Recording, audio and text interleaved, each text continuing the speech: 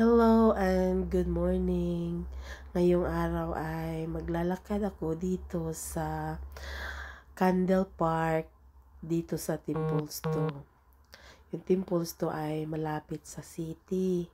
Tapos ang mga nakatira dito sa area is mga medyo may kaya sa buhay. Malalaki yung mga bahay dito, malalaki yung mga backyard, may mga tennis, mga malalaki. Tapos, iyan yung river, napakalaki. Yara River yan. Lapos yan dun sa city. Tapos, yung mga kulay-kulay na yan dyan sa nag-aaral yung, dyan sila nag-aaral mag-ano ng canoe.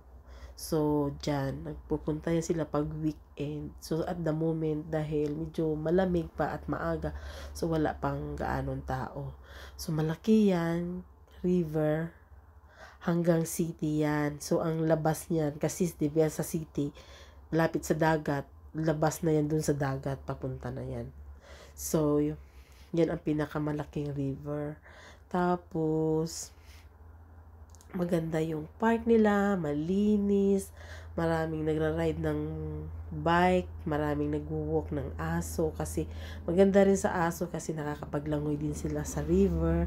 And then marami ditong kangaroo, maraming koala bear, tapos wombat kasi malapit sa river, so very soft yung ground, tapos maano yung marami kasi may mga garden dito kaya dinadayo ng mga wildlife.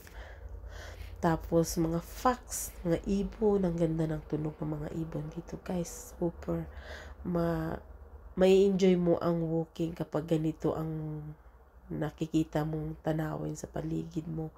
Kaya lang minsan delikado rin pag ikaw lang mag-isang mag-walk kasi malay mo may makasalamuha kang barumbado o you never know. Pero for your safety, don't walk for yourself. Kaya yan, nag-walk ako dito. Siguro ang naabot ng walking ko is almost 3,600 kilometers. So which is good. I reached my goal for today. And kasi dito sa Melbourne, you have to do some exercise and drink plenty of water kasi hindi ka uuhawin dito at hindi ka papawisan, kaya yun tumataba yung mga tao dito. Kaya kailangan you have to do some sports, exercise para hindi ka mag-put ng weight. Pero if you lazy, yeah, you're gonna you put weight a lot, big time. Tsaka ang hirap mag-lose ng weight kapag nag-put na. Tapos yan, ang daming mga greens, trees dito sa area na ito. Tapos maganda yung mga pinapreserve talaga to ng mga local council. Tapos yan ito yung river, magkukross ako sa kabila. Tapos may mga kapihan din dito guys sa pinakadulo, papunta na kasi ito ng city.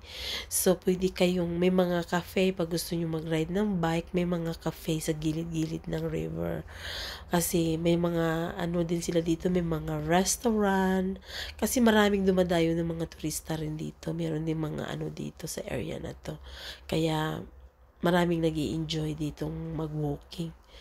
Tapos yan yung ibon, maganda diba, parrot, rainbow parrot yan.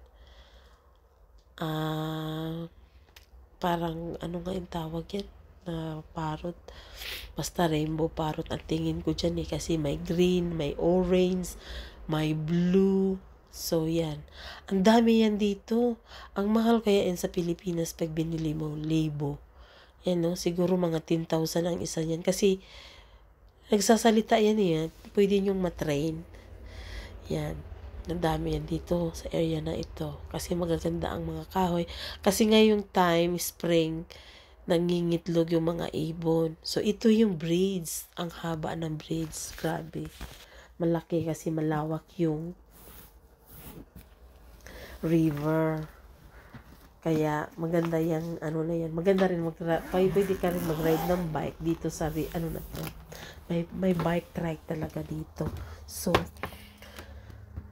magi-enjoy talaga kayo sa paglalakad sa park na ito.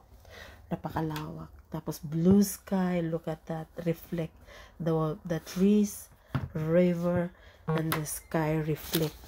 Diba? Ang ganda. Ganda. Ganda tingnan. Tsaka magandang meditate kapag naglalakad ka.